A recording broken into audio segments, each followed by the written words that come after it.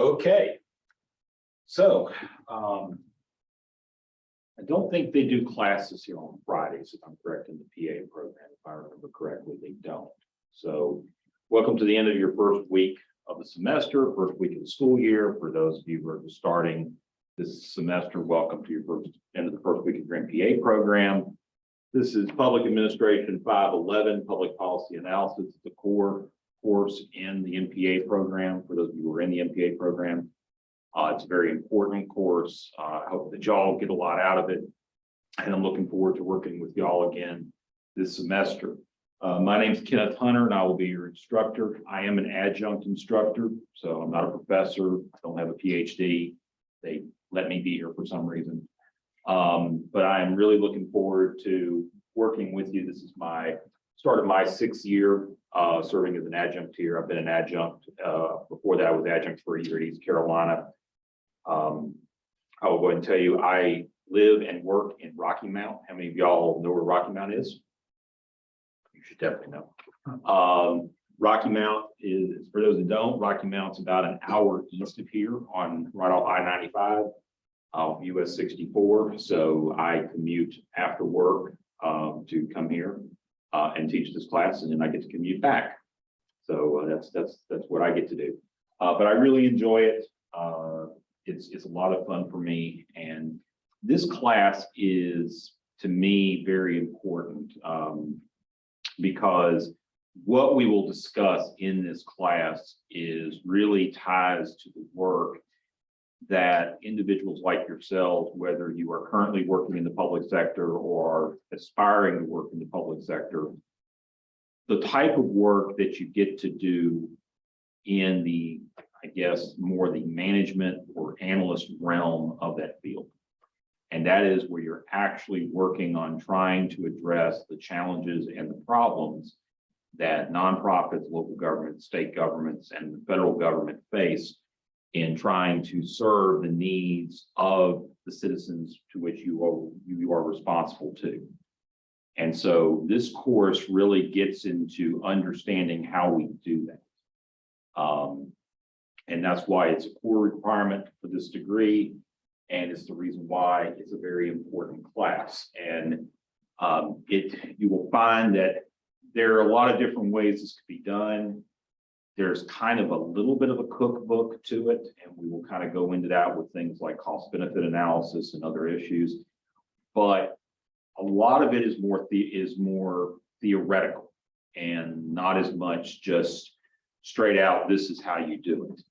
And so that's clear with respect to the text that I use for this class, some supporting docs, some supporting books that we will use in some various lectures that deal with specific topics, as well as in 2 additional books that you will read over the course of this semester, which actually look at specific policy issues from a more general perspective and talk about the lessons that we can learn from the development and implementation of those policies that were put in place. One dealing with affordable housing and housing issues in general, and the other one dealing with our economic response to the COVID pandemic that started in 2020 and that we theoretically are still living with today. Even though yesterday or today, apparently Fauci did say that it's over, we're still technically under a federal disaster declaration. So we still have that before. So what we will start with is I will give everybody a chance to introduce themselves, and I'll introduce myself as well a little more. Then we will get into discussion of the course syllabus, which I think everybody, I hope, has had a chance to see. Since I sent it out online multiple times, I do apologize. For some reason, there's been several issues with the campus network to start this semester. A lady who I was talking to yesterday in Rocky Mount has 2 daughters that are attending here as undergrads, and apparently the Grubhub system that's being used for handling food service and those type of things has been like charging 5 times been doing all kinds of things with service charges and stuff like that. So the university's having some issues, and I use Google Groups to send out emails almost all the time, but unfortunately when it sets up the group, it switched and swapped the roster from one class I'm teaching to the other. I'm teaching 2 classes this semester here. Some of you are know that because you had me Tuesday night for applied political economy. But the reality was that class was mixed into this email group and this class was mixed into that email group, which is why I've had to use the MyPack system to send out the last couple of emails, which, dates back probably, the email system dates back probably to the 90s. And so we're working with it a little bit, but I think everybody has had a chance to get it and had a chance to see it and start doing their planning and assignments accordingly. And we'll also talk about text and assignments, discuss the reading groups that are as an option for you to use as you're going through the course of the semester. And then we will get into our first lesson this evening on understanding what public policy analysis is. And we pull that from the introduction to Vildovsky's text to understand what he means by referring to analysis as an art, as opposed to a process or a task or a craft, as the case may be. So what I'd like to first do is do introductions. I started on that end of the room on Tuesday, so we're going to start on this side of the room. So just share with us your name, your progression in the program. If you are working in the public sector, just kind of tell us what you do, and then also what you may want to get out of this class this semester. Okay, thank you. My name is Alejandra Arias. I am from Bogota, Colombia. I'm a first-year student at the MIS program. I really wanted to take this class because, I studied social work and I've been working at nonprofit organizations. But I really wanted to get into this topic. Yeah. Excellent. Thank you very much. Hi, I'm Lauren. I am in the FPA program. This is my third year. I've been part-time. I'll graduate hopefully in spring. I am a development manager for a nonprofit here in Raleigh. And we work with a lot of policy issues and I don't always really understand them. So hopefully. What's the name? Haven Health Services. Okay. Youth serving. Got it. Okay. Okay, hi, my name is Julian Prosser. I'm in my third semester. I will also be graduating in the spring. My bachelor's was in politics. I graduated from here, and I'm big into city planning and city management, city planning, and public policy analysis is a big important part of running a city. So, All right, my name is Walter. I'm in the MBA program, and my background is I originally came from Appalachian State, where I did my undergraduate in political science. I'm very big into public policy just because I've worked with the cities of Greensboro and High Point on a lot of public works jobs, and to say that they were inefficient, likely.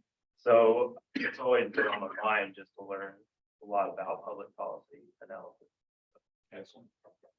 Good afternoon or good evening, everyone. I'm Henry. I am slowly making my way through it. I'd say maybe 1 or 2 classes a year, and been here for about 3 years. I don't think I have another 2 left at that rate. But currently I work for the university, and that's partly why I'm so part-time. But I work in a public fundraising background. I'm a hospital development analyst. So while the title says analyst, it's not anything like this analyst work. But what I'd like to get out of it, I don't really have any objectives. I would clear up the mind, and I'm looking forward to learning the course. So my name is Christopher Bobbitt, for those of you that don't know me. I got my undergraduate degree at UNC Asheville in political science. I worked in the private sector for a few years for FedEx Ground and decided that I didn't really want to do that as a career. So I'm now here at NC State in the MPA program. I currently live in and commute from Winston-Salem. So yeah. So you Slowly getting here. yeah, if you ever see me just get out of class really quick, that's why. As far as what I would like to get out of policy analysis is definitely equity in public policies. We'll talk about that a little bit and throughout the course of the semester, especially as we get to the discussion of critical theory towards the end of the semester. Yes, ma'am. I am Lina Temora. I am in the MBA program, but at the American University in Cairo, I am exchange student. Okay. For the semester. program dates. This is my first semester. When I return, I will have another semester studying and a lot of will be completed. I work in Egypt as senior planning officer at MSME Development Agency, like small and medium enterprises, public sector. And I am taking this course as one of my electives in Egypt. Got it. Like my program, focusing more like in non-profit management, but I'm interested also to have a course in policy analysis because most of my work, we work in policies. And what you're saying most was economic development. I may have misunderstood. It's my fault. My work, Was it in economic development or? it's, yes, economic development. That's what I yes, thought, okay. Like micro, small and medium enterprises development agency in Egypt. It's related to the prime ministry. Thank you. Oh, sorry, totally sorry. Go ahead. My name is Zach Haywood. I went to undergrad at UNC where I studied history and political science. I recently completed an internship this summer at Compton Laurinburg. And I have to expand on the public policy side of because I didn't get to do that much when I was an undergrad. I'm Leo. I think most people know who I am. I'm a second year MPA student. I will also graduate in the spring. I did my undergrad here as well. I took no time off, just went straight into it. And I did my focus in environmental justice, social justice stuff.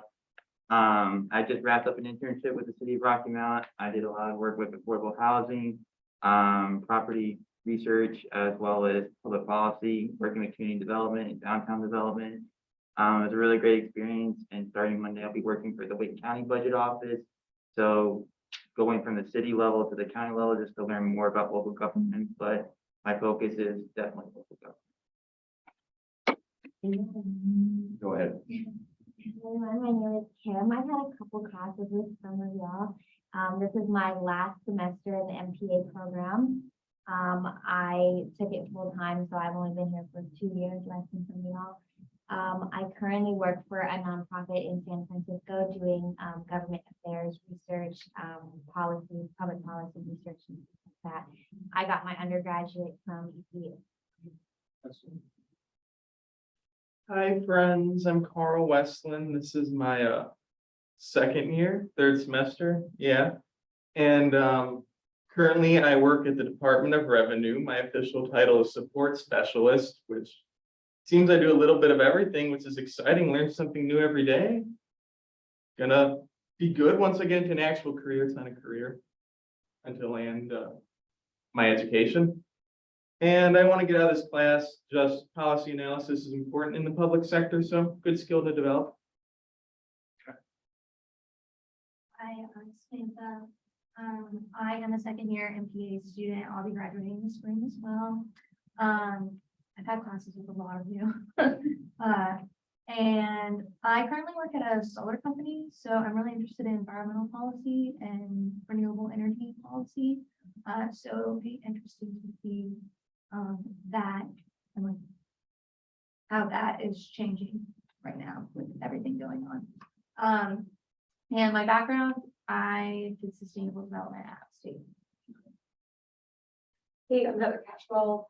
I'm an employee at NC State. I run our Office of Waste Reduction and Recycling here. Hi, you were my group class professor, so it's good to see some faces. I recognize from other classes. This is my 4th MPA class.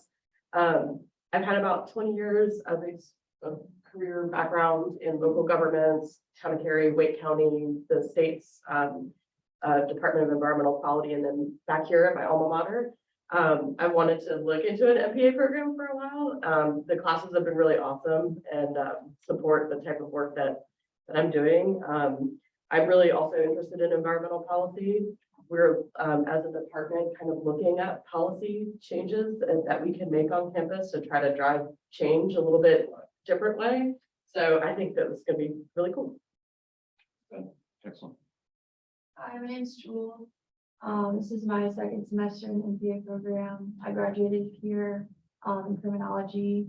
I went straight into it and I worked for the DA's office in Wake County as a legal assistant for prosecutor. We have a couple of people who are joining us online. Cameron, Hi everyone. I heard a few familiar names. I'm in the MPA program also, second semester. I went to state for undergrad and spent some time in AmeriCorps, Peace Corps, and in tech. So I'm hoping to learn from this class how to apply a more critical and problem-solving lens in my work. Excellent. Lindsay. Hi, I am in my third semester of my MPA program. I got my undergrad degree in political science at Mizzou. I worked for nonprofits for about 7 years, and I just wanted to go back to school and focus on policy analysis, actually. So I'm hoping to do that kind of work full time in policy communications. I'm really interested in equitable economic development, climate change resilience. I'll probably be in person about, as much as I can in this class, but I have a new baby at home and things are a little busy. So I'm really glad I have this opportunity that I can jump on Zoom. But yeah, so you might hear my baby crying in the background if I unmute. Okay. But yeah, I realized too that I'm actually about an hour from campus. I just recently moved to North Durham, and without traffic, it's like 35 minutes, but with traffic, it's about an hour. So it's really hard to get there. But Understood. thanks. Cynthia. Hi, everyone. My name is Cynthia Shabnam. I did undergrad at NC State, graduated in fall of 2019, double majored in political science and sociology, and did a concentration in public policy. This is my third semester of the MPA, so also finishing in this spring, hopefully with a lot of you. Looking forward to that. Over the summer, I interned for Representative Ilhan Omar on the Hill. That was a really cool experience, and I think it really applies to kind of understanding how policy analysis is done at that federal level. So it was really interesting for me to kind of see what types of Hill jobs and DC-based jobs do policy analysis, both from the outside and on the inside, and is a career route I'm really interested in. Yeah, so I think I'm looking forward to learning about that in this class. Other than that, my full-time job is field organizing at Empower Change, which is a Muslim advocacy group that focuses on trying to get more Muslim Americans involved at the policy level, both in grassroots organizing, but also showing up at the polls. So a lot of GOTV work. Okay, next up, Vaughn. Hey everyone, my name is Vaughn Douglas. I did my undergrad here at NC State, double majored in sport management and business administration. This is my third semester as well in the MPA program, hopefully graduating in the spring. I'm a student athlete here, running track and field at NC State University. And something I want to get out this program, just want to learn more about public policy. I'm not really too familiar with it, so just getting better understanding of it. Excellent. So what is your specialty in track and field? My specialty is long jump, but I do like the 100, 200 and relays as well. Excellent, excellent. And last and not least, Zach. Hey, this is Zach Perry, third semester MPA student here. I'm really excited about this class. I work under Dr. Stewart here as a GA, and I also work for a nonprofit consultant, which is very fun, and just everything about this class is exciting. I agree with what all of them said, so thanks. Excellent. So I want to add a little bit more to mine. There's registered 20 people in this class, so everybody's here. So congratulations on that. But there are 15 here in the classroom, plus me. This room has probably about 24 seats, and honestly, it could be cut to about 20. It's a little small, so while I enjoy having a room to talk to when we schedule classes in person, I totally understand if people might be a little hesitant to necessarily want to be in here every week. So I totally understand that. I won't be here every week, doing several classes only on Zoom. And again, I'm teaching 2 classes. And so for my sanity, for my family's sanity, most weeks I will be swapping classes where one will be in person and one will be virtual. So that'll swap from time to time. And I think I worked that schedule out, but this week I wanted to make sure I was in person. So that's what I arranged. Also, the next 2 weeks, we will be meeting on Zoom because along with teaching this class, I also have to do some presentations to our Citizens Academy for the city that's starting up next week. Normally, I just do budget and finance, but this year I also have to do the history of Rocky Mount because the two gentlemen who've been doing it since we started the program decided not to do it this year. So I get to take their place and talk about the history of our city, which that'll be interesting. So anyway, getting back to the important part. So like I said, my name's Kenneth Hunter. I'm originally from Middle Tennessee. I was born in Nashville, and at the age of 4, my family moved to Cookeville. Anybody ever heard of Cookeville, Tennessee? Yeah, there's only one Cookeville. Say again. Yes, that's where, yeah, that's, thank you for mentioning that, because most people don't even know about Tennessee Tech. Okay, excellent. So Tennessee Tech is, and that's why we actually moved there. My dad went there. He was a first generation college student, and he ended up majoring in mechanical engineering. Tennessee Tech is basically a smaller version of NC State. It has an engineering program, it has an agriculture program, it has farms, it has business school, it has an education school, and and like I said, it's about, now we're right at about close to 10,500 students at this point. Obviously, this university is over 25,000, if I remember correctly. So significantly different university in terms of size and scale. But my dad taught there for 35 years in the College of Engineering. I went there as a student, and for my undergrad, I started out as an engineering student. And after a year, determined that that's not exactly what I wanted to do. So I switched majors and ended up graduating with 2 degrees, one in history and one in political science. While I was an undergrad in 1997, I started working in the public sector. My first job was actually in the purchasing area doing parts inventory. And it was a weekend and evening job. And that started a career that's now gone 25 years in the public sector, in a variety of positions. The last 20 of which had primarily been in the areas of budgeting. So I graduated from Tennessee Tech. I spent a year working for a nonprofit in doing management support and technical support. And then I went to the University of Georgia to earn my MPA. While I was at Georgia, I interned with the city of Elberton, Georgia, which is, anybody ever heard of Elberton? Okay. So Elberton's a city of about 5,000. It's in northeast Georgia. It's about 10 minutes away from the South Carolina border. It is the granite monument capital of the world. There's a huge granite vein nearby. They cut the granite there, or they bring it in from China. They mine it. They bring it there, cut it, and polish it, and use it for a whole variety of products. Mostly historically, it's been known as the capital of tombstone manufacturing. So that's what they make there. And they showcase it, and everybody has one.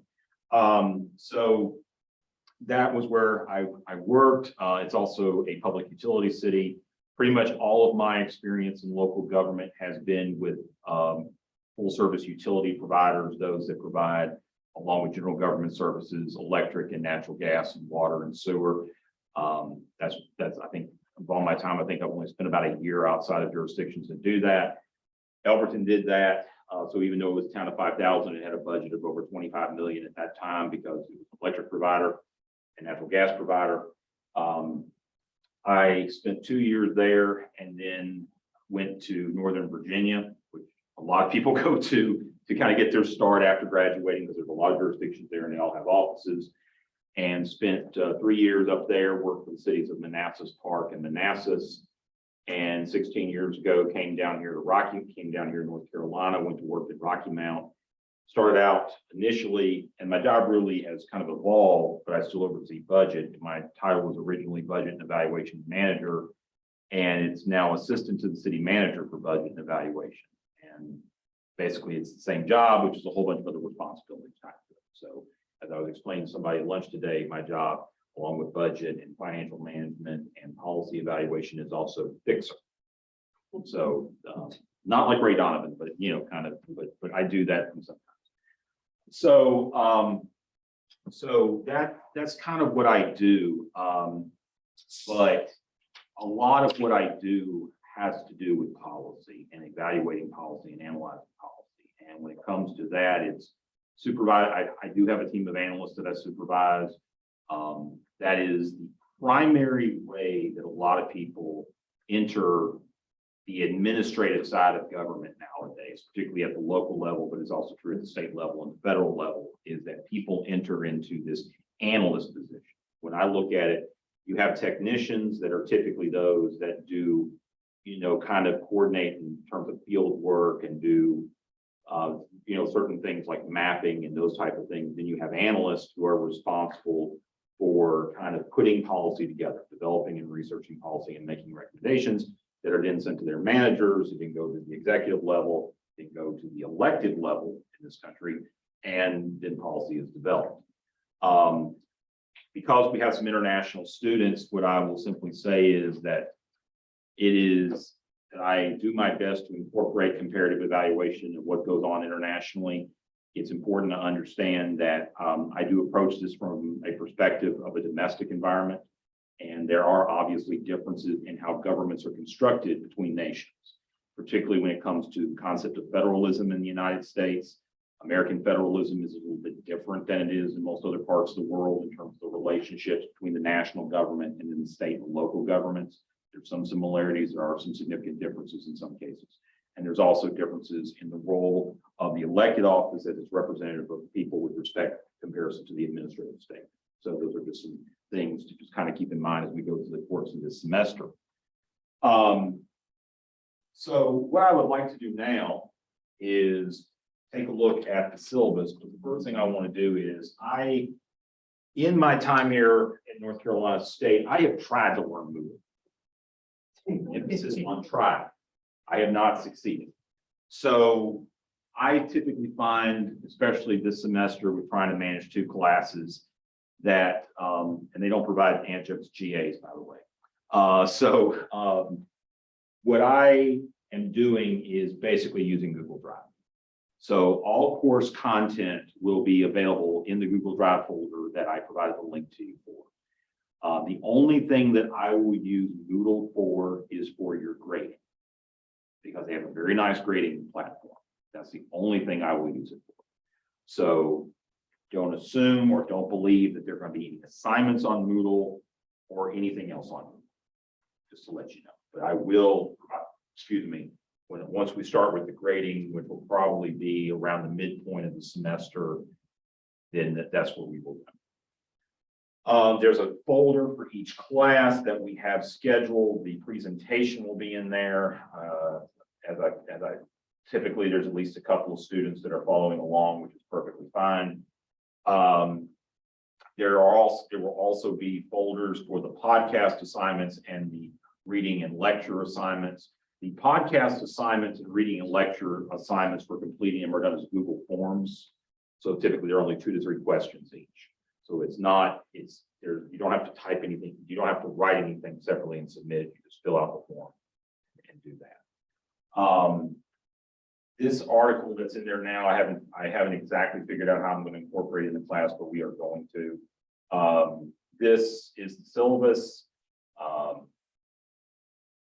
did get the classroom right for this one, classroom number right for this one. So people who were with me on Tuesday know that Tuesday was a little bit of a disaster.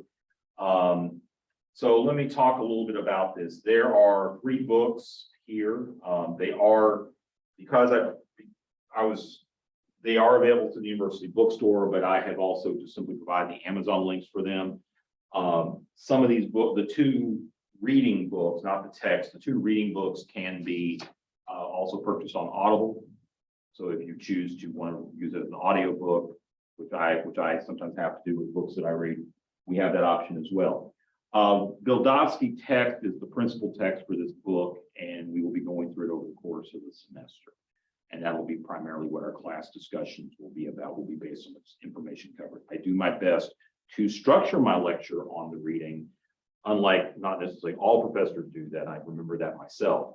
And I know that there are sometimes that you read and you go, and you have lecture, and it's like, what the heck, did they make us read this book? I try my best to kind of make the two work together. There are also two additional books that we will have specific discussions and assignments related to it. And when assigning these books, I looked for books that were written by knowledgeable people with respect to the areas they covered and offered not only information, but commentary. And obviously, when it comes to commentary, you're dealing with bias. So that's just something that comes with commentary about various policy issues. And I use these books. The last time I taught this class, I've used these books in the past. They've been pretty well received by the students. Evicted looks specifically at the housing issue. It's a Pulitzer Prize winning book. It's a very good look at the challenge from the perspective of the people that are actually involved in living in and managing and owning what is considered private affordable housing in the urban areas of this country. It primarily it's a case study really looking at Milwaukee, Wisconsin, and it does an excellent book. It's well written, provides a lot of pertinent information, and helps us understand how policies sometimes can work and how sometimes policies don't work. The War on Small Business is a book written by Carol Roth, a former investment banker who has a lot of knowledge about kind of how Wall Street works and has kind of been taking that into the area of policy. It looks a lot at the economic policy decisions that were made in the period of time immediately at the beginning of the COVID pandemic. Obviously, the COVID pandemic was it was an unprecedented event in American history in that, and also global history, because obviously this affected all the countries of the world, particularly the developed nations. And the reality was that we were dealing with a situation where a lot of policy development was occurring very rapidly. It was not only that we were trying to deal with a situation, we were dealing with a global situation, but we were also trying to respond in a very quick time frame. And so a lot of policy, particularly when it came to the economic policy, because of the implementation of shutdowns and other types of things, made it very difficult. And this book looks at, what did these policies accomplish and where did these policies go wrong and what were the significant negative effects of those policies. So both of these books do an excellent job, and I think that they're worth your time. There will also be some additional readings covered. Yes. I didn't ask this question on Tuesday. What is your recommendation for a good schedule for either like reading those or listening to those? Like it's just listed as the Vildowski text in the syllabus, so just so that it's not like I don't know how to answer that question better. So what I would say is that when it comes to first of all, whatever the reading assignment is, I expect it to be done before the beginning of class. So for example, with the chapter readings, it's probably reading at the weekend so that you're most prepared. When it comes to the text, when it comes to the two separate readings, it's important to read them before the class they'll be assigned, because one, there's the discussion we'll have, and second, there's the memo assignment that's tied to each one. In terms of reading those texts and also reading those books, as well as the book that I assigned for 509, you kind of just have to think about, what schedule works best for you. Some people may say, I'm going to try to nail it in the 2 weeks before deadline. And if that works for you, that's fine. That doesn't bother me at all. Some people choose to stretch them out. When you're doing 2 books in a semester, you kind of and there's one due at this point and one due at that point, you kind of have to work that a little different. So, but these two, the reason I do 2 books in this class and 1 book only in that class, that book is a tougher read than these 2 books. These 2 books are relatively easy reads. That book is not. And we won't actually discuss those in the course. It'll just These 2 books, yes, we'll discuss them in the class. But if I may, they're later on in the semester, October-ish. Yes. Yeah. Is it just for the days that they're? Yes, that's correct. Yeah. So,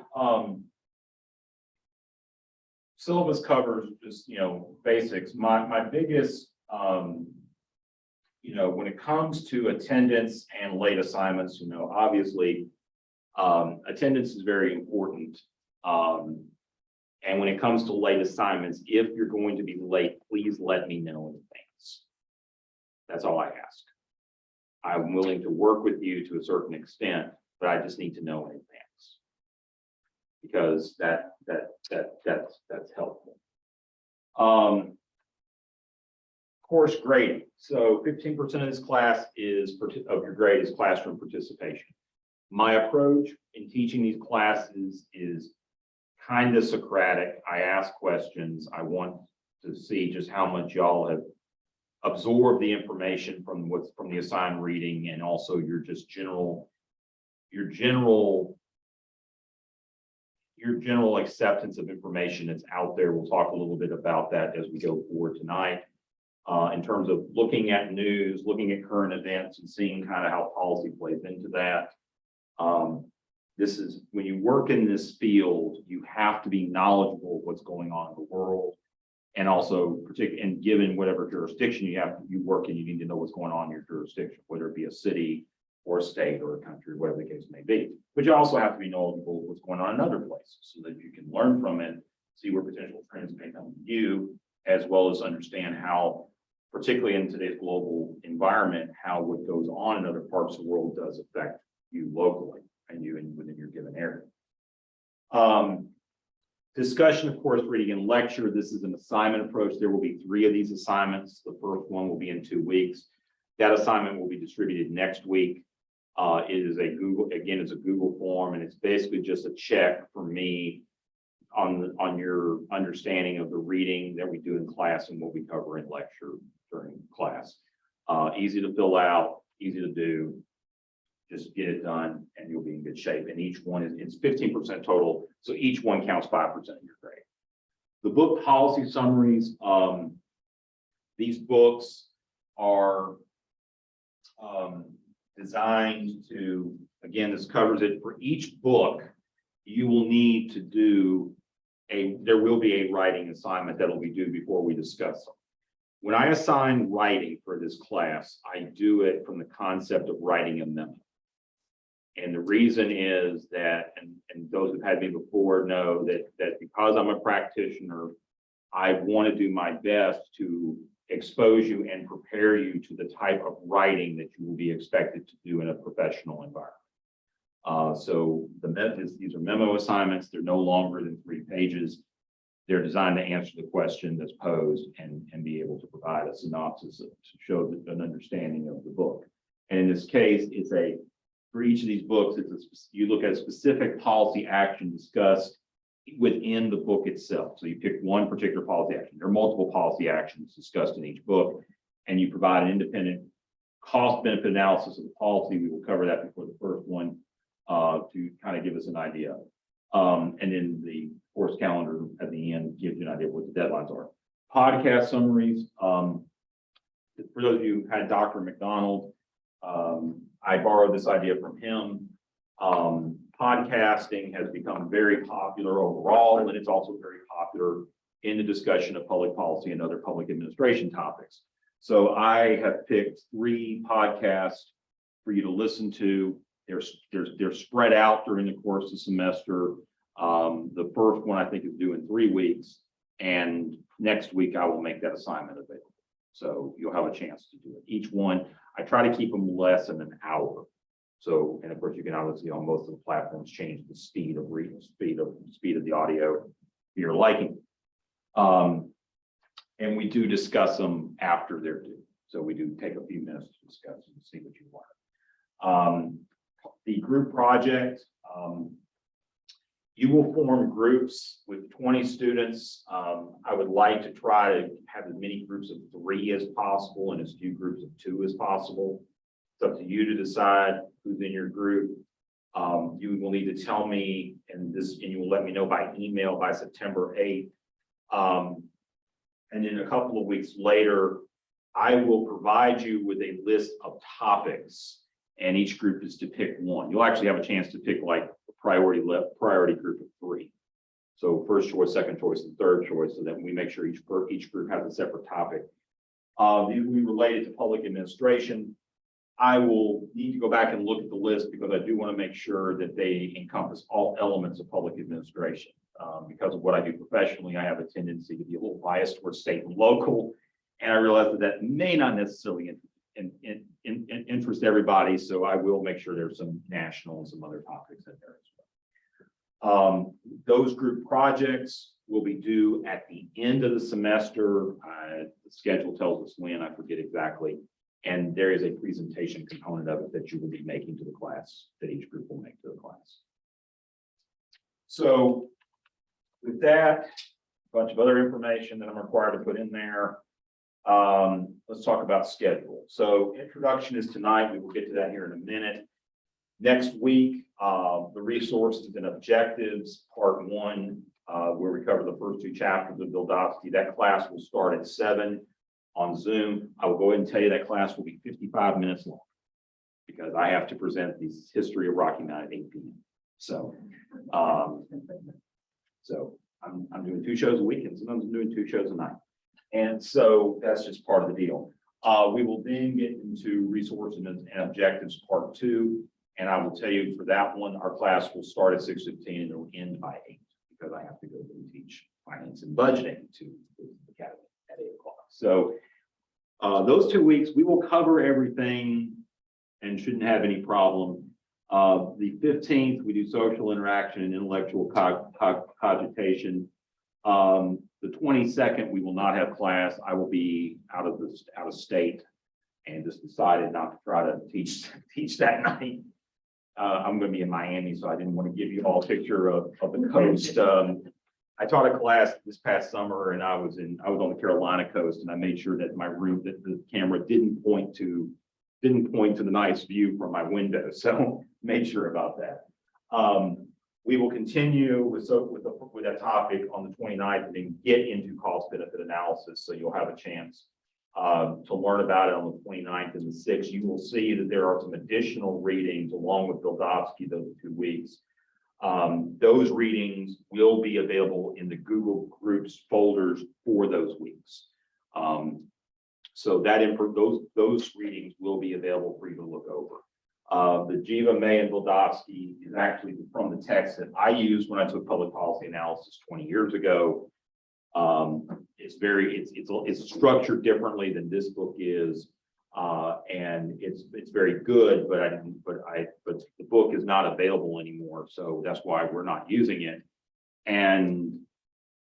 But I did want to capture from those 2 chapters.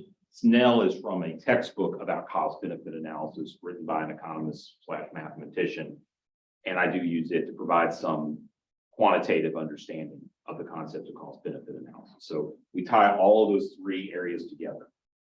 Then we get into dogma versus skepticism, and you get to learn that.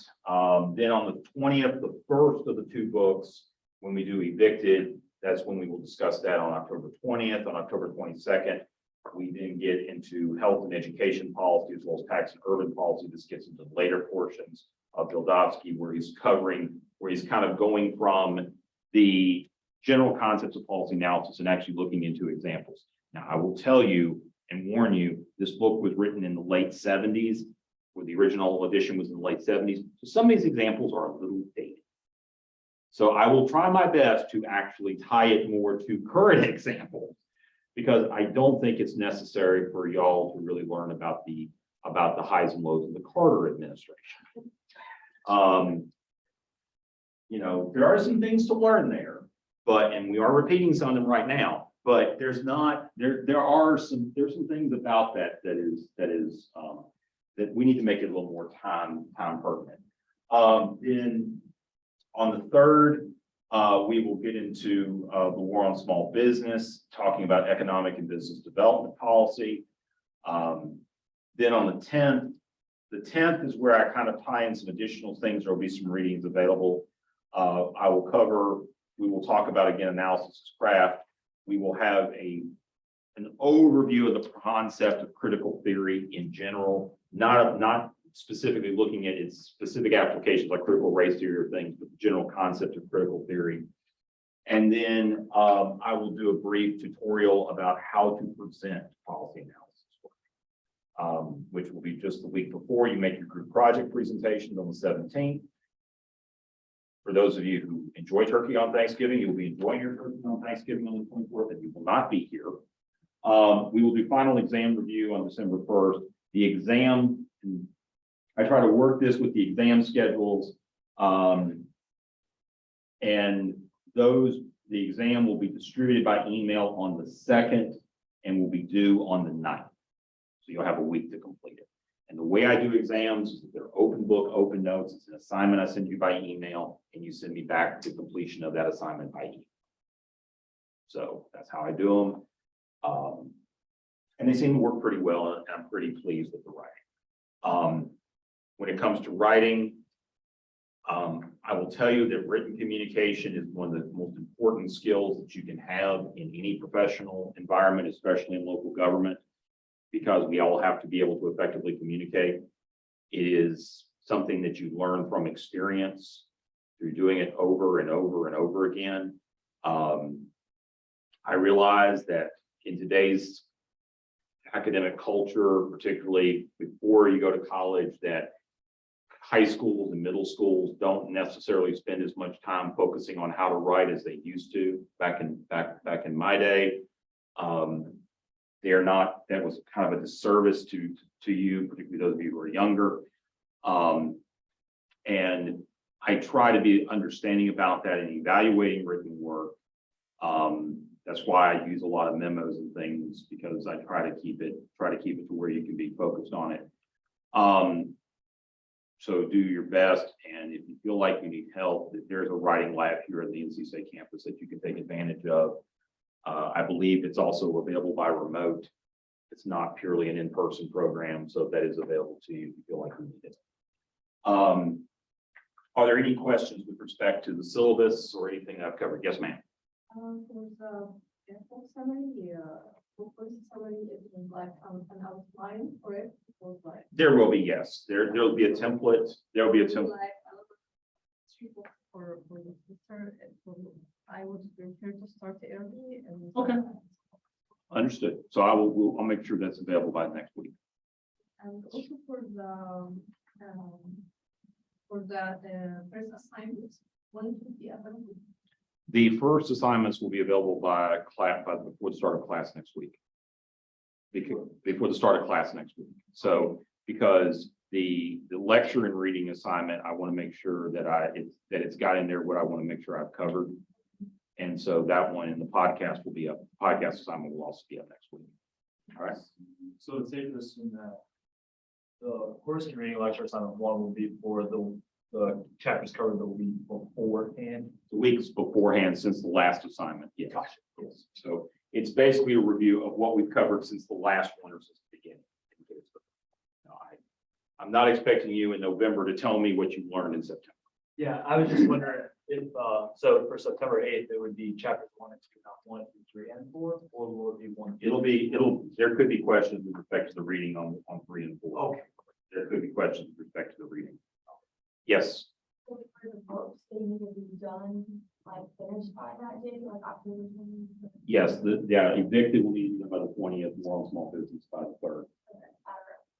At your own pace, yes. So, you basically, the way I do it is that you basically have the time and I understand this is a little bit of a lot of material. And that's why I'm going to cover one more thing before I finish up. And the reason is because these concepts like cost benefit analysis are kind of a little more intensive. And because Goldovsky in his text, the 1 week that he has, he really doesn't cover it. So there's a lot of material, but it'll work itself out. Like I said, when I'm doing readings, I don't use books written by academics. Because we all realize that academics are very good at what they do. Writing for understanding is not necessarily one of them. And so I use books that are actually written by people who work with editors, work with people for more market use, because they'll be easier to read. Still very substantive, very informative books, nothing wrong with them, just a little easier to work with. So the other thing I meant to talk to you about are the reading groups. I realize that that they're particularly in these weeks, based on the number of chapters you see, you saying that's a lot of reading. So what I do and encourage, if you choose, and it's optional, you don't have to do it this way, is if you want to work with, like, say, one or two other, have groups of 2 or 3, where you work amongst yourself to kind of break out the readings.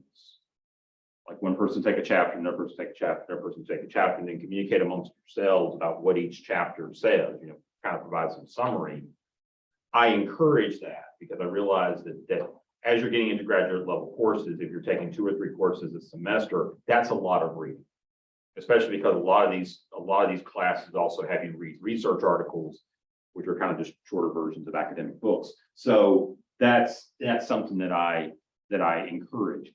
As long as you let me know by next week if you're going to do that and who's in the group, that's helpful. And the reason I do that is that helps me in understanding, as you're finishing out assignments, whose answers may seem similar. Because obviously, you know, we want to maintain academic integrity, but I realize that if you're all working together as a group, there might be a tendency for the answers to be similar, not exact, but similar. So that's something we just keep in mind as well. Are there any questions?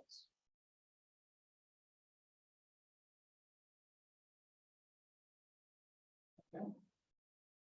So we're going to spend the rest of our time here, which is probably going to be about an hour, 50 minutes to an hour, talking about the understanding of public policy analysis.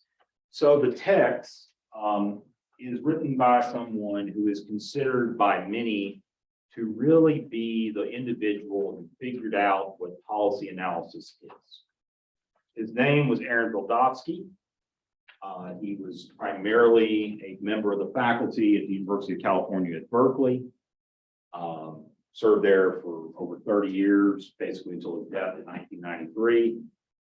He wrote this text. The introduction, actually, before that, there's 2 parts to it. First of all, there's a summation that was written by one of his former students, where basically he tries to synthesize really what Bildovsky is saying in his work. Prior to Bildovsky coming along, the idea of developing public policy was basically borrowed and basically copied entirely from the way that business management worked. There wasn't a separation between public management and private management, at least here in the United States.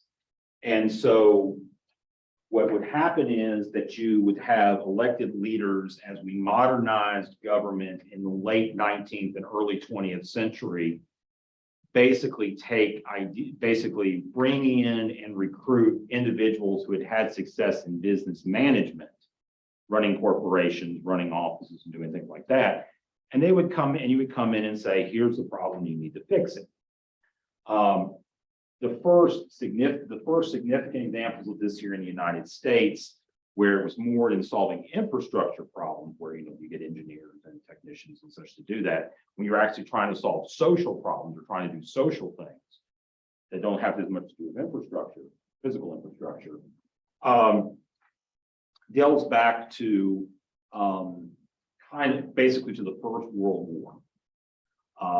There was a massive need for the United States to not only eventually provide military support to Western Europe in its fight against various forces in Central Europe, primarily Germany, but there was also a need to provide significant humanitarian support.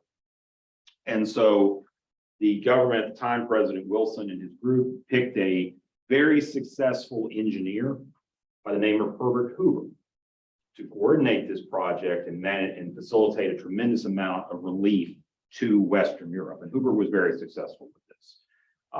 Hoover himself, as a business professional, was one of the most successful men in the world, one of the richest men in the world by the 1920s, had made a tremendous amount of money going all over Asia in Australia as a mineral mining expert, and had made a fortune doing that. And then he came back to the United States and he started providing kind of humanitarian business support. And then eventually he became Commerce Secretary, and then he eventually became president. Well, you can study history in 1929 to 1932 to see how that worked out.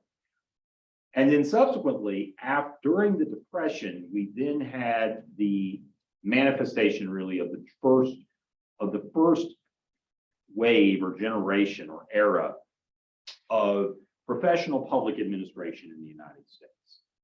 And that was created because we had Franklin Roosevelt was elected president in 1932 and launched this concept and program known as the New Deal, which was the rapid and significant expansion of the federal government into a variety of programs and services to try to not only help people that were suffering from the effects of the Great Depression, but to also try to modernize the federal government so that it could, in their mind, truly be able to serve the needs of the citizens in a modern world. And to do that, Roosevelt basically put together a massive staff of people who came from business, many of whom were executives who basically loaned their services to the federal government. They were known as $1-a-year men. That was how much they were technically paid for their work. And they brought their business knowledge and acumen and ways of solving problems in the business world to trying to solve problems in the public sector. You also had other people, you did have at this also time kind of the start of the concept of public planning, which kind of started right in the early 20th century and then was carried into the modern era through the 1930s to the 1950s. The best example of someone who advocated for this was New York's central planner, who was Robert Moses, who basically became probably the most powerful person in all of New York, even more powerful than the mayor of New York City, because it was him that ran all the various agencies that actually determined where the infrastructure was. And he basically built a modern city in New York and is responsible for the areas that were improved and the areas also that failed. And so by the 1950s, as we passed after the Second World War, another massive expansion of American federal power in the World War II effort, as we got into the 50s, we started some academic individuals like Grabowski, began to realize that there were some issues that existed. There were some challenges that were in place that needed to be re-examined. That necessarily business thinking wasn't necessarily the way to solve all the problems that were faced by the public sector, that there was a disconnect in some ways. And so they began to say, how do we do this? This was further reinforced by some things we saw in the 50s and 60s. The most notable in the 1960s was the U.S. Department of Defense. Its defense secretary for most of the 1960s, during the last part of the Kennedy administration, throughout the Johnson administration, was Robert McNamara. He came from Ford, if I remember correctly. And basically, he tried to come up with a systematic, performance-based approach for how to fight war. And so so basically, he and a team would get together. This has been kind of presented in movies, that they basically went around a room. They basically tried to scorecard, evaluate targets for bombing and military operations to determine various factors. And so you had a bunch of guys trying to go around a room saying, okay, we will go ahead with this attack and we will basically defer on this attack. And it was one of the contributing factors to why Vietnam was such a mess. There were many others, but Vietnam was a mess in part because of the way that we fought the war. Jets. Yeah, it's Operation Rolling Thunder, right? Well, that was one of them. Yeah. Rolling Thunder was one of them. But there were numerous operations going all the way back to really post-Gulf of Tonkin when we escalated operations in the mid-60s, that they started with that. Rolling Thunder was a little later on. It was kind of after McNamara's period of time. But there were tremendous, but basically the war was lost in the mid-60s, the mid to late 60s when the war was lost. What happened after that was basically a stalemate. So at least that's my opinion on it. And unfortunately, a lot of fellow citizens suffer the consequences. So the reality is that these individuals like Vildovsky started looking at how decisions were made. And at the end of the day, policies are decisions. What a policy truly is, and there's another definition provided in here, but really policies are decisions and actions. And he started looking at how do we come about making these decisions? What's the process by which we determine what to do?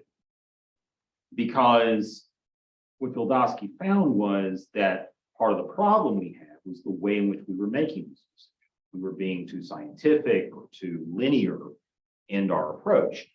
And so he began to say there's all of these other influences in the public sector that don't necessarily exist in the private sector. Namely, the fact that in the private sector, what's the primary motivation of a decision? Profit. Yes, making money. And there's nothing wrong with that. But in the public sector, there's a lot of things that have to be considered. There's a lot of motivations, a lot of different factors. And so Vildovsky came up with basically some summations. And what Vildovsky really looked at constantly in his work was trying to understand how the development of policy and what government did related to the powers that influenced it, as well to the environment that it was trying to influence. And so with respect to policy analysis, the way Peter summarizes it is that at first, it is a combination of art, craft, and science. So there is a scientific aspect to it. And you will see that over the course of the semester. But there's also elements of art, and there's also elements of craft. And like, for example, I have a counterpart who was the budget director in Mecklenburg County. He's now in Union County, but he was in Mecklenburg County for several years. And he and I agreed that his approach was more of being an artist, and mine was more of being a craftsman. Because I'm dealing with 6 different funds. I've got a smaller jurisdiction, but I'm dealing with multiple funds. I've got utility operations, which are business units. And then I have general government, which is that. And I got to figure out a way to make it all work. And I'm just trying to make sure we balance the numbers. Whereas him working in a larger jurisdiction that really didn't have as much business services and served a lot more people in significant elements of diversity and such, he's having to be more creative from the standpoint of developing budgets. Vildovsky himself spends a lot of time in his work. We don't spend as much here, but he did a lot of research in the area of budgeting. Because obviously budgeting is how we make policy happen. Budgeting is important because we got to figure out what are the resources we need and how do we allocate. So he also determined, and this is pretty self-evident, that it's political.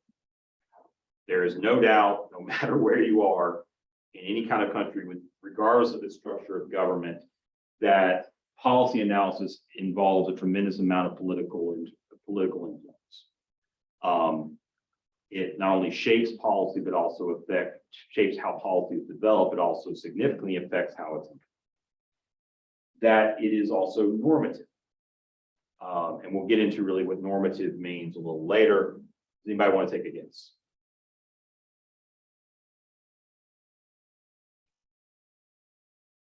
I should know, but I'm blanking myself right now. So I do know, but I'm blanking. It is institutional, which means that you are working within the context of institutions, jurisdictions, agencies, organizations. And I would add this, within an institution, we have to remember that institutions, for the most part, particularly in government, are everlasting. A government and the agencies within it last as long as they're enabled. And so, for example, countries can last hundreds of years. Government of a country, our country as a government's lasted almost 250 years. Cities and towns, they have external histories and so on. And what that means is, unlike us as humans, who only last for as long as we're alive, the institution builds up a legacy and a history of actions, positive and negative, for which it is always responsible. And a lot of what we're dealing with now here in the United States, and what's being also dealt with in other parts of the world, is coming to terms with the legacies of those institutions. That does not mean that the individuals in the present have to take blame or responsibility for those legacies. They do have, or those who, however, choose to work within those institutions, be part of those institutions, have to take the responsibility to figure out how to correct and address what those institutions are responsible for. Very important. Policy analysis can ameliorate but not solve problems. Yeah, I'm sorry, go ahead.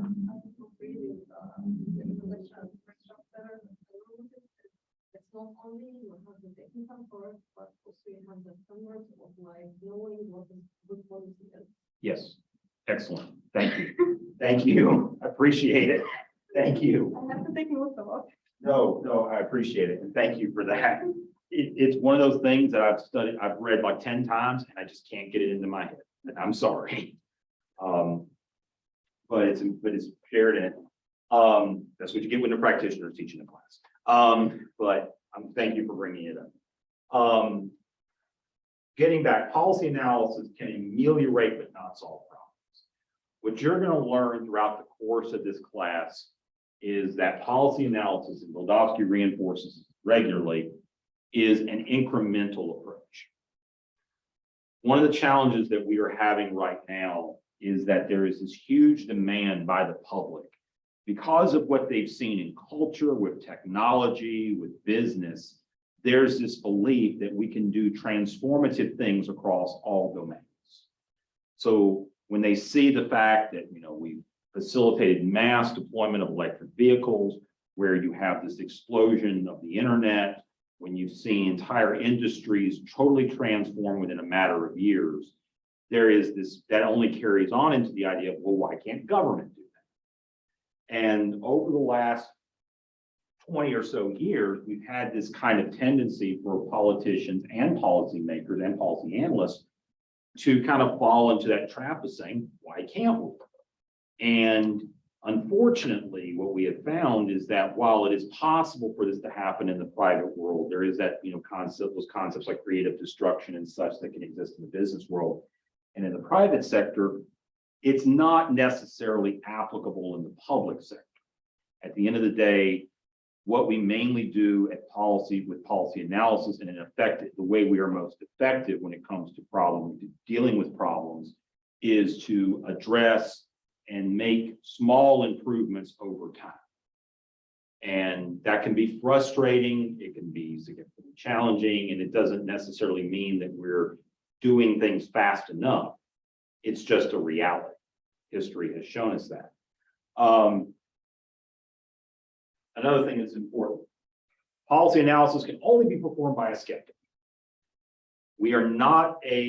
That does not mean that you can't be optimistic. It just means that there has to be a tremendous amount of reality tied to that. Going back to Vietnam, there was a gentleman, my last name is Stockdale. He was a Navy officer, James Stockdale. He was a naval officer. He was captured, spent several years in prisoner of war camps, basically from early part of the war all the way to the end. He was able to get out. He eventually went into various businesses and such. And in 1992, he was Ross Perot's vice presidential candidate.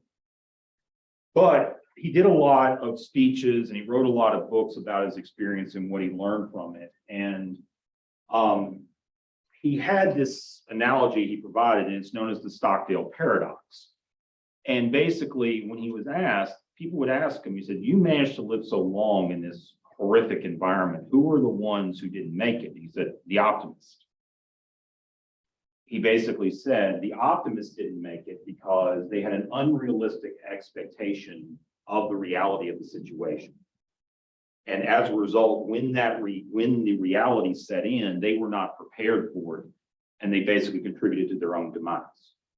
Because a lot of times in those situations, one's death is as much psychological as it is physical. So Stockdale basically said, it's not wrong to be optimistic, but you have to be cautiously or realistically optimistic. And Podolsky is basically saying, when he's saying skeptic, doesn't mean that you have to be unrelentingly critical of ideas, be the curmudgeon or something like that, even though when you work in budgeting, you're automatically called a curmudgeon. But the reality is that you are supposed to be, that there's a role that you are to play, that you should never just be all on board and going great guns and having a total enthusiasm and optimism about something. That you should have in your mind an idea of an understanding that no matter what the idea is, no matter how great an idea it is, no matter what the potential it is, there are going to be problems, there are going to be setbacks, there are going to be issues, and you have to be prepared to address them. And then lastly, and again, I kind of prefaced this earlier, that policy analysis is tied crucially to budgeting. Without resources, policy is not possible. It simply is not. And you have to make sure, and he shows this in some examples throughout the course of the text, but especially now, it's not even how much you have, it's how it's properly allocated and distributed. And in today's bureaucratic environment, it's also understanding, making selections in terms of who to involve in projects and how to make those decisions. There's a tremendous number of layers tied to it, and that's all part of budgeting. It's the reason why you take a class on budgeting as a core requirement that I believe Dr. McDonald teaches, and it's critical to the work that we do in policy analysis, because there are a lot of great ideas out there, but if you don't have the resources for it, and obviously in today's world, that's money, whatever the monetary unit is that you're working with. The reality is that if you don't have the resources, it's not possible. Are there any questions? Okay. So let's talk about defining what public policy analysis is. So let's break down the words first. When we're talking about public, for the purposes here, we are talking about governments and nonprofit institutions, nonprofit organizations. And in the United States, we kind of separate NPO from NGO. I know that in the internet, that in other parts of the world, they may be called NGOs more. Here, when we look at NGOs, we think of those as international organizations. When we think of nonprofits, they can be some international, but typically nonprofits are thought of as domestic. NGOs are thought of as international. So it's like a lot of times you'll go around and people will ask, well, what's an NGO? And that's how it's explained. Policy, like I said, is a decision. And as Laswell, who was kind of a precursor to Podolsky, said in his work, it's a projected program of goals, values, and practices. So the policy is what you are doing. And it's meant to attempt to achieve certain goals, apply values, and implement practices. So at the end of the day, it's a decision. It's an action that you take, or an action that is taken. And then an analysis, pretty simple, is detailed examination, which we try to do in advance of implementation. So our goal is to the best of our ability, try to figure out what will happen to address a certain issue by implementing such an action or such a decision. It comes to the full definition of public policy analysis, finding out what governments and nonprofits do, why they do it, and what difference, if any, it makes. Not all policies achieve what they're intended to do. Sometimes the policy does nothing. Sometimes the policy does the reverse. Yes. There. We'll talk about that later. But, and that's, again, most of the time, I would say probably 99% of the time, policies are developed with good intentions. I don't believe that there are that many people who are nefarious in their intent with respect to policy. Doesn't mean it doesn't happen. Podcast. Say again. The first podcast is on. It is, however, possible. For example, there's a court case which has been going through the state of Pennsylvania, I believe it's in Pennsylvania, involving a couple of judges who figured out a very nice way to make themselves some money. So back in the 90s, and I know a little bit about this because one of the key companies involved in this was based in Tennessee. This idea came along that instead of states and local governments running jails and prisons, that it would make more sense and be more cost effective to have them run by private companies. So these private companies came along and said, we'll run the prisons and the jails for you. And people were like, well, you know, we want to spend as little money as possible to run correctional facilities. You know we have to meet certain constitutional requirements in terms of how we treat inmates, but we generally don't want to spend too much money on it. So everybody was in favor of it. And they were kind of looking at it from the standpoint of, well, what's going to be the most cost-effective way of fulfilling this necessary requirement of government in order to protect the citizens from people. And generally speaking, when people think about criminals, they only think of violent criminals. They don't think of everybody else that gets jailed for nonviolent offenses, drug use being one of them. And they basically don't. Most of the public says, whatever you can do to make it as cost effective as possible so that it's not a burden on our budgets. So there were a couple of judges who were juvenile court judges in Pennsylvania.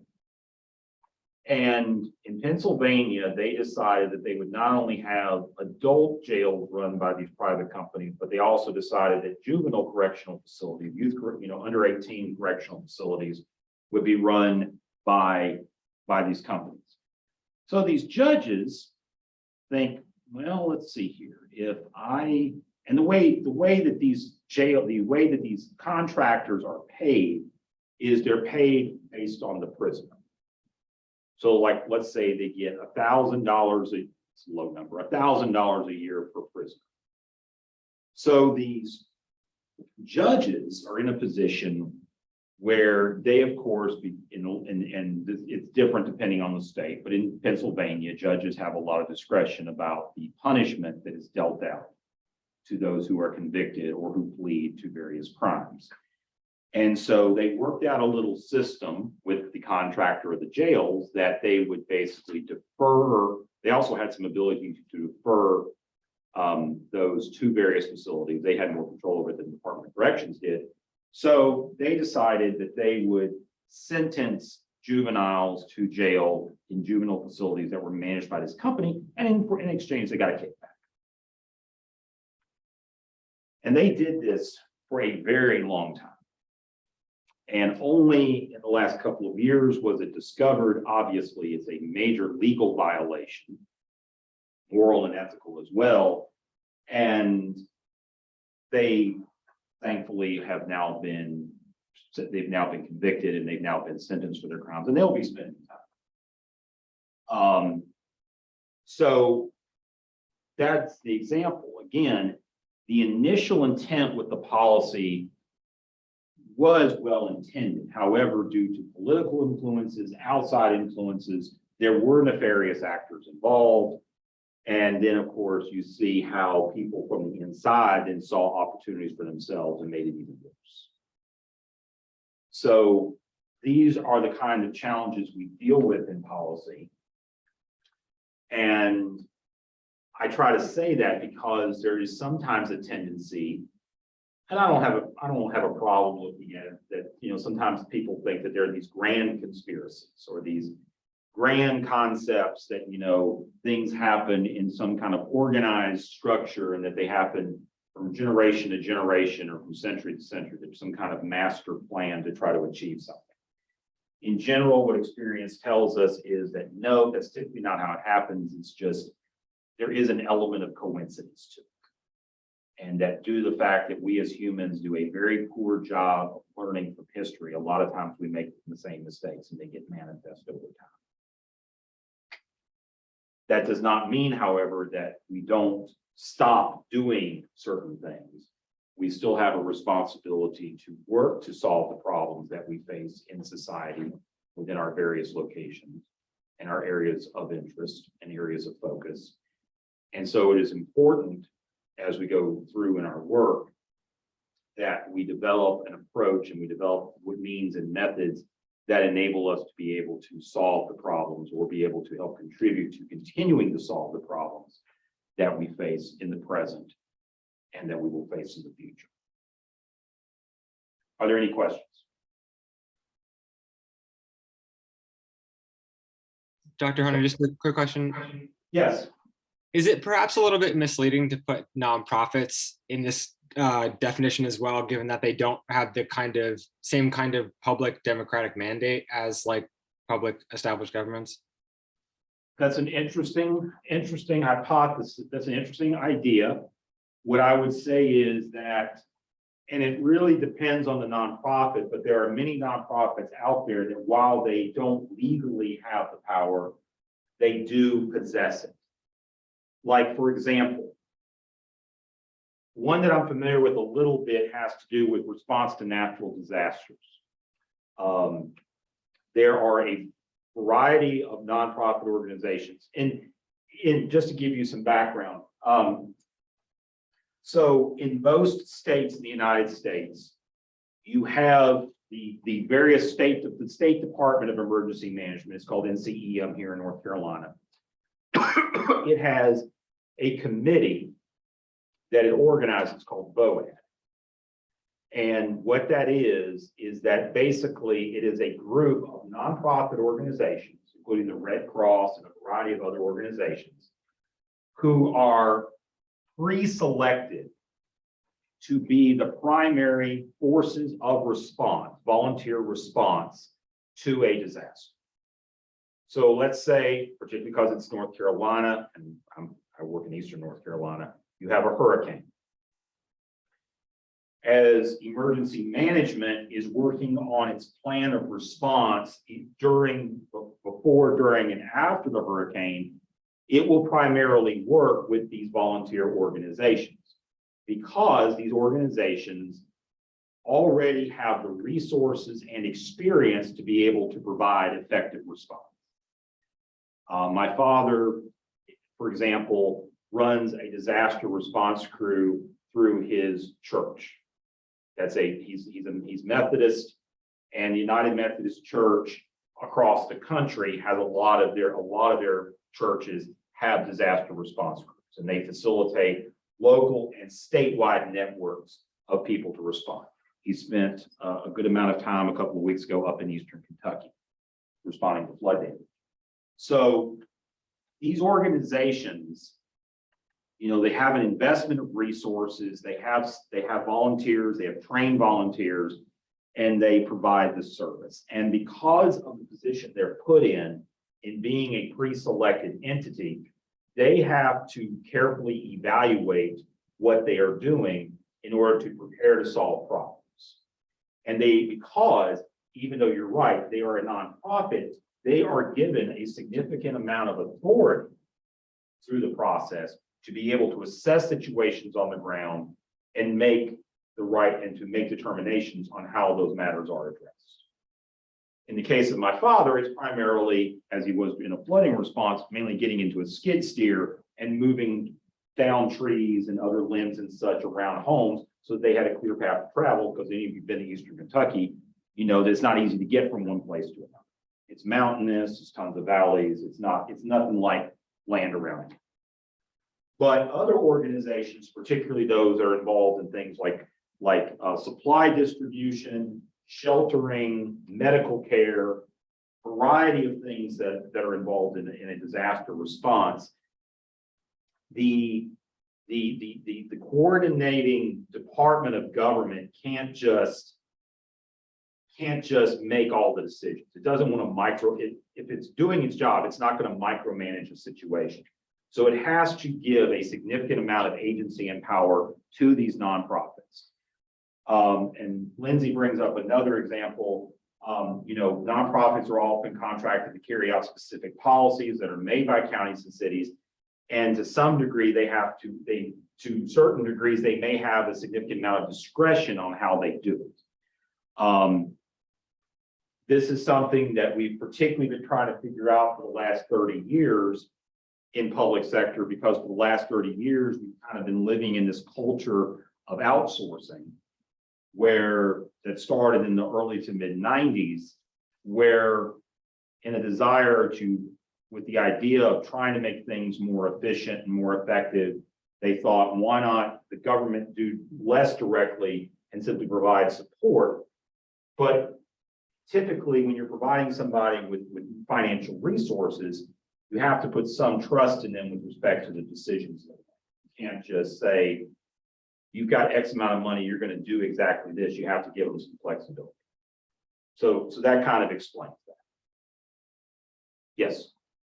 May I bring like example from? Absolutely, absolutely. For example, we have like non-profit individuals that care for adoption for Mhm. children. And this non-profit has influence on government to change some policies and rules for adoption. So I guess it's relevant to have like non-profit organizations. Because in your example that you're giving from Egypt, they're the agency that's given authority by the government to handle adoption, You know, like some laws for adoption, but it wasn't like easy one. So if you had like to go for a very difficult process if you want Right. to adopt children from the orphanage. So this non-profit organization had to go for a process and advocacy for like had influence in government to change these laws and policies, so make it easier for the adoption process. And because they were on the ground, yes, as we would say, yes. doing the work, they were able to go back to the government and Yes. say, you need to change this, this, and this, because these Yeah. laws are making our job more difficult. Okay. And we also have to remember, and I think there's some people in this room and online, there are many nonprofits that their role primarily is advocacy, and that does mean directly influencing government as well. So. And Lauren, so those are things. So this does apply to nonprofits. There are some differences. I'm not saying that there aren't, but there is a lot of work that nonprofits or NGOs do in terms of their own analysis work. And then you go to Washington and most of that work's done by analysts. It was called lobbyists. So, yeah. Okay, any other questions?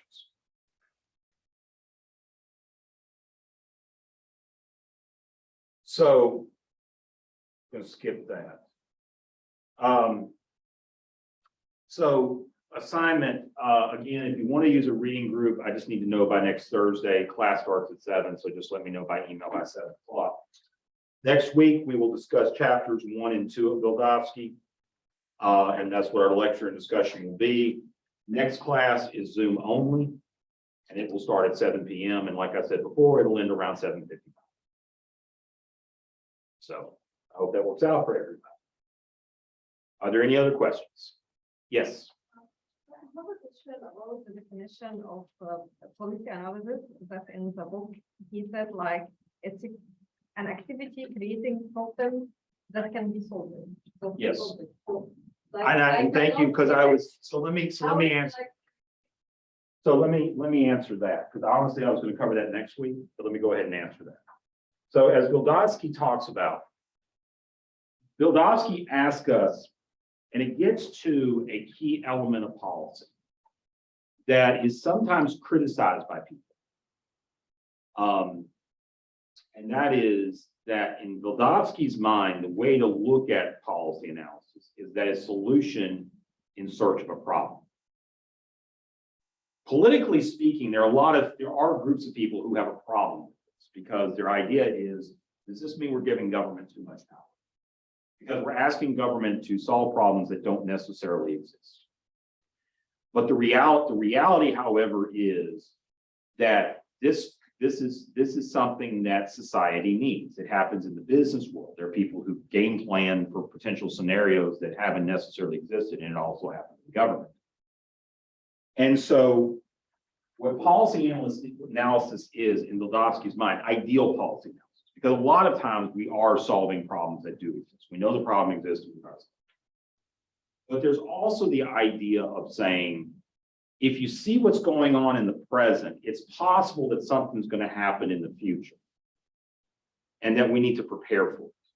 So like with the environment, we know that there are issues currently in the environment that we deal with at a local level, at a national level, and at a global level. We also have scientists that are working to try to predict where the environment is going. And they have presented their own situations and said, it is possible. It's not definitely going to happen necessarily because you can't always predict the future. You rarely can predict the future. But based on trend analysis and other things, they can say, for example, and it's a significant issue here in North Carolina because we're a coastal state, if certain things happen with the climate, the sea level will raise by a certain distance within a certain period of time. Now, again, that may not happen. But then the question becomes, if that were to happen, how do you prepare? Because what you don't want is for it to happen and you're sitting there, realizing that the beach is gone and that your hotels are flooded or that your homes are flooded. So you want to start coming up with ideas to solve it in advance.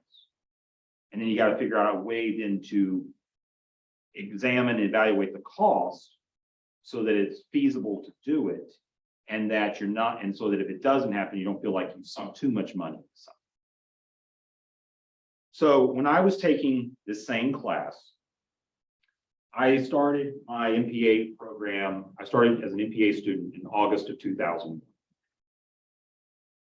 So about third week of school, that Tuesday, September 11th of 2001, I was a GA. And so I had a class that I worked on. At the University of Georgia, all students had to take American government. So we had 20,000 undergrads and we had to teach them American government. So we had these large lecture halls and we would do these lecture classes and then we would split them out into group discussions. So I was a GA and I was helping with teaching one of these classes. Class was at 9, if I remember correctly, the class started at 9:30 a.m. So I ride my bike to the bus station, take a bus, because I was living several miles off campus, ride my bike to a bus station. Actually rode my bike to a bus station, put my bike on the bus, took the bus into town, got on my bike, and then went to class. This was, of course, before we had the internet on our phones. So go to class, it's an hour-long class, get done at 10:20. We noticed that the class was kind of sparse that day. We get back, and the class was in a separate building from our main building, so we finally get back to the main building, and that's when we learned what happened. By then, both towers were down, the Pentagon had been hit, and the plane that landed in the field in Pennsylvania had already crashed. So subsequently, obviously that changes a lot of perspectives with respect to what you're doing. And we had already had this discussion in policy analysis class about the idea that a lot of times policy, again, is a solution in search of a problem. So there are plenty of people, and this is done all over the world. Here it's done by various government agencies. The Defense Department has a whole division called DARPA that this is what they do along with invent stuff. And then there's other companies that contract with the government like the RAND Corporation who do it. And they basically come up with ideas and come up with policies. They write them into reports and they sit on bookshelves. Now they sit in internet databases, but they sit around waiting for something to happen. So in the weeks that follow, the federal government, the president, the White House and Congress start discussing what we call the USA Patriot Act, which is this comprehensive, massive reform and reorganization of government defense and intelligence operations to try to address what they already have perceived to be the failures that led to the attacks on the United States on September 11th. How the terrorists were able to get into the country, how they were able to get access to the cockpits of airplanes crashing into buildings. And so the question that I have as I'm sitting here is like, it seems like this stuff came together very quickly. How in 2 weeks' time do we go from a major incident to basically having a major solution already available to effectively, hopefully, fix part of some of these problems?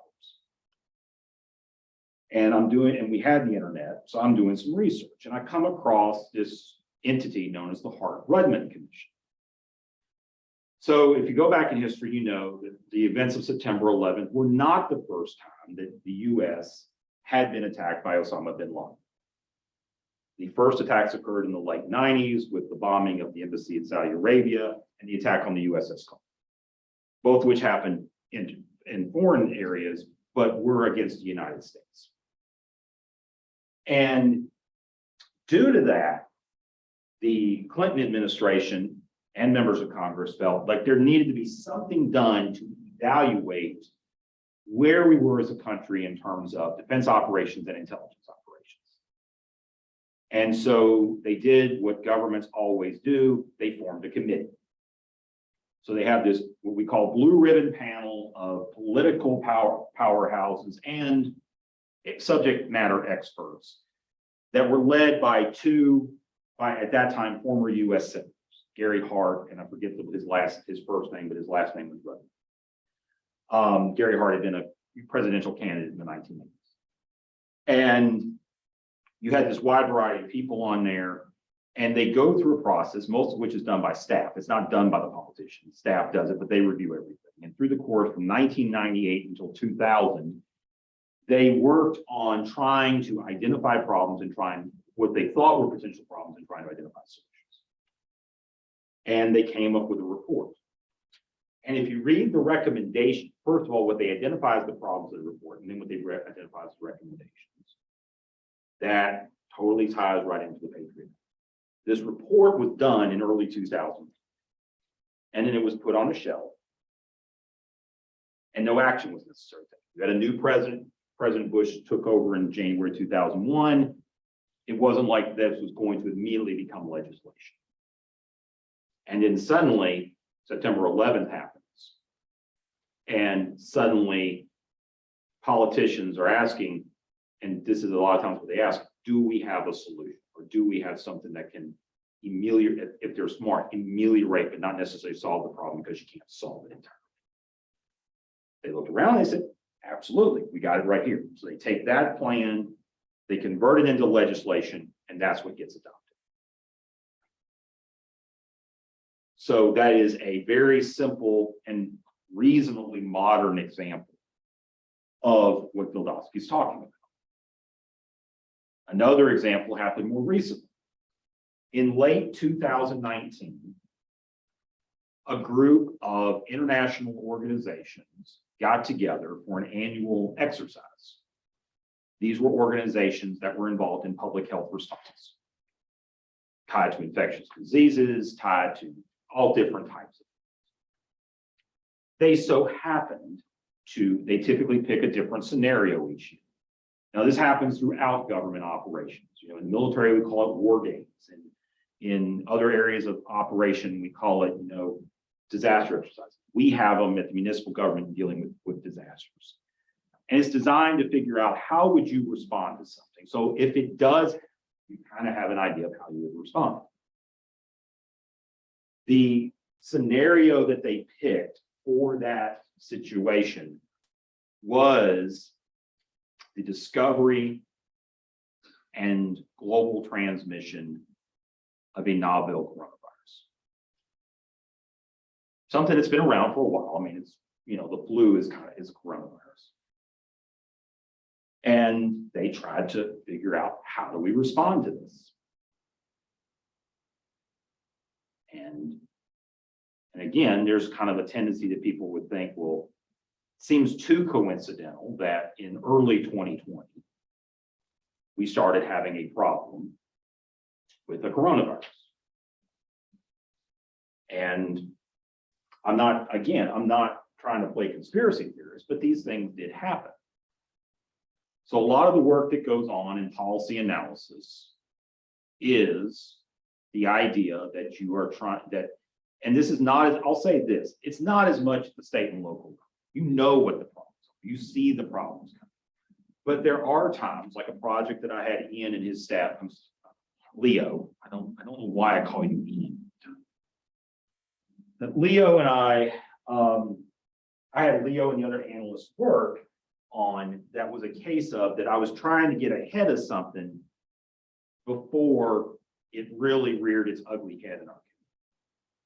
And that's an issue that other cities are dealing with, which he was working on a project that involved investor purchase, large investor purchasing of housing. You've probably seen this over the last year or so, whether they be hedge fund companies like BlackRock or other companies. News and Observer did some articles about it this summer. But there's a lot of private investors, not homeowners, I mean, not residents, that are buying massive amounts of homes in various markets, mainly to run as rental property and also as a hedge investment because they feel like that it's at least some kind of safe investment compared to other investments that they may have. Naturally, that's having a huge impact on the price of housing and affordability across all markets. And we're starting to see it now in Rocky Mount. And in Rocky Mount, it's primarily on what we consider to be privately owned affordable housing. So you need to we wanted to understand this problem to then figure out how we solve it. So does that answer your question? And it's more like anticipating problems, like creating development. Right. Well, I mean, the classic example in his time was the race to the moon. You know, that was the classic example during Vildovsky's time. It's the idea of you create. Kennedy and his people understood once we got the space program started to compete with the Soviets in the late 50s, they understood there had to be an end goal. That they couldn't just have rockets going up and doing that. That they needed there to be a goal that we were trying to achieve with having a space program. And that's why they said, okay, we're going to go to the moon by the end of the decade. And then everything kind of manifests itself. It gave purpose to a program that prior to that was basically a civilian application of defense technology. Yes. I was just going to say a lot of what Vildovsky was talking about reminded me of the garbage can model. Mm-hmm. Yeah, garbage, absolutely. That's a very common. Explain that.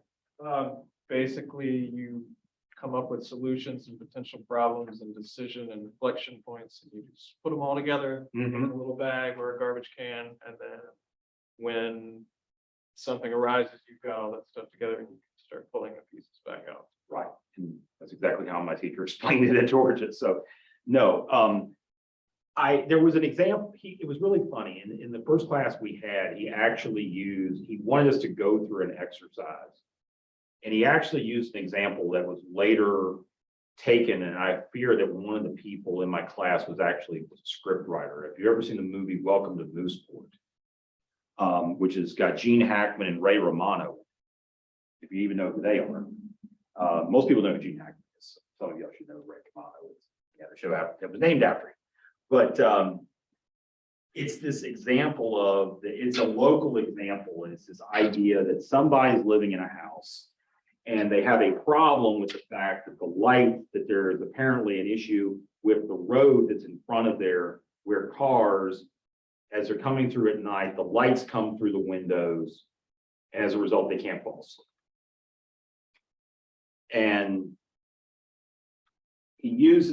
our teacher uses an example because we got into little groups and we're trying to figure this out. And everybody's looking at it from the perspective of how do we fix the road to address the problem?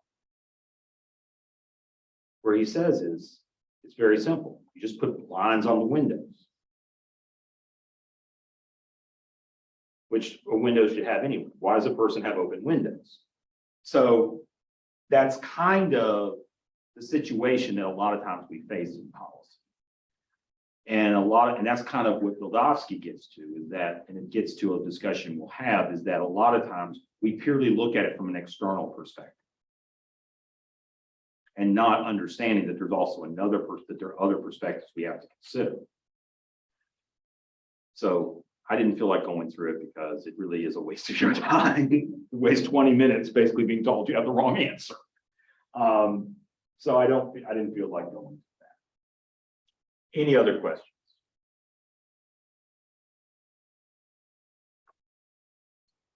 Okay, you see there, we went through this already. Chapters 1 and 2, next class starts at 7. And I look forward to seeing you all online next Thursday. Thank you. Have a good night. Thanks, Senator. See you. Thank you.